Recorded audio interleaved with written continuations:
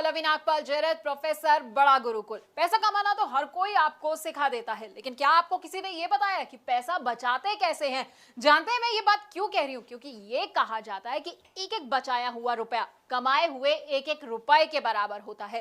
इसलिए पैसे कमाने के साथ साथ ये बहुत जरूरी है कि पैसे को बचाया कैसे जाए। इसलिए तो हम आपको बताएंगे कि कैसे आप पैसे बचा सकते हैं और उसे निवेश कर सकते हैं। अब कभी किसी के घर पे शादी होती है, कभी उसे घर भी खरीदना होता है, तो ऐसे में ना आपको समझ नहीं आता होगा कि भाई मैं पैसा कहां से निकालूं। तो घबराए नहीं, क्योंकि हम आपको ये भी बताएंगे कि किस लक्ष्य के लिए आप कैसे पैसा बचा सकते हैं। तो आपके लिए कहां निवेश करना सही होगा, इन टिप्स के साथ हमने आपके लिए बहुत ही खास कोर्स बनाया है। इसमें हम आपको बताएंगे कि आखिरकार गोल बेस्ड फाइनेंशियल प्लानिंग क्या होती है। अब आप सोचेंगे कि भाई सेविंग और इन्वेस्टमेंट तो मैं करता ही रहता हूं, लेकिन आपको पता है सेविंग और इन्वेस्टमेंट में ना बड़ा अंतर होता है। तो ये अंतर क्या होता है ये भी हम आपको बताएंगे।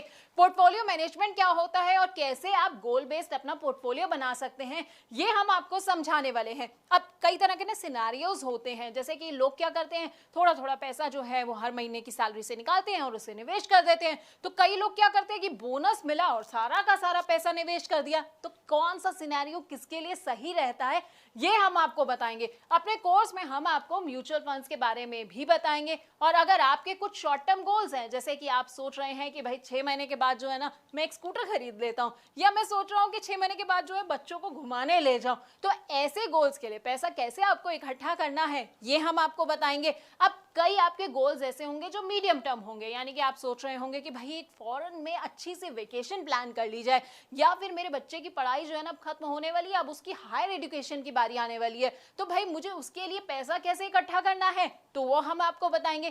कौन कौन से म्यूचुअल फंड्स जो आप ऐसे में चुन सकते हैं, हाइब्रिड फंड्स ले सकते हैं, बैलेंस एडवांटेज फंड ले सकते हैं। लेकिन अब आप ये सोच रहे होंगे भाई ये सारे फंड्स कौन से होते हैं, तो हम आपको ना इन तमाम फंड्स के बारे में बड़े अच्छे से बताने वाले हैं। उसके अलावा हमारी जिंदगी का जो सबसे बड़ा और सबसे लंबा गोल होता है ना रिटायरमेंट प्लानिंग का, वो आप कैसे कर सकते हैं। म्यूचुअल फंड्स के जरिए अपनी रिटायरमेंट प्लानिंग आप कैसे कर सकते हैं, कौन कौन से फंड्स आप चुन सकते हैं, ब्लू चिप फंड कौन से होते हैं, मिड कैप फंड कौन से होते हैं, या स्मॉल कैप फंड्स जो हैं वो आपके लिए कैसे फायदेमंद हो सकते हैं, तो हम आपको बताएंगे। इसके अलावा ना निवेश के बड़े सारे और भी इंस्ट्रूमेंट्स होते हैं। अब जैसे पीपीएफ होता है, नाम तो सुना होगा आपने, एनपीएस होता है, एलआईसी के प्लान्स के बारे में तो हर कोई जानता है, और इक्विटी और डेट इंस्ट्रूमेंट्स के बारे में तो हर कोई जो है वो पूरा अच्छे से समझता आया है। लेकिन इनमें से आपके लिए कौन सा प्लान सही रहेगा ये शायद आप नहीं जानते होंगे। तो हम आपको ना अपने इस कोर्स में इन तमाम प्लान्स के बारे में अच्छे से जानकारी भी देने वाले हैं।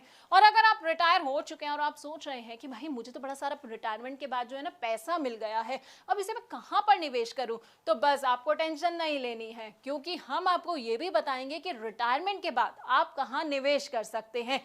यानी कि इन 12 वीडियोस में हम आपको आपकी फाइनेंशियल प्लानिंग के बारे में सब कुछ बताने वाले हैं। तो अगर आप अपनी जिंदगी ना सुकून से जीना चाहते हैं, रिटायरमेंट के लिए परफेक्ट प्लानिंग करना चाहते हैं, तो बस आपको क्या करना है, आपको हमारा ये कोर्स देखना होगा।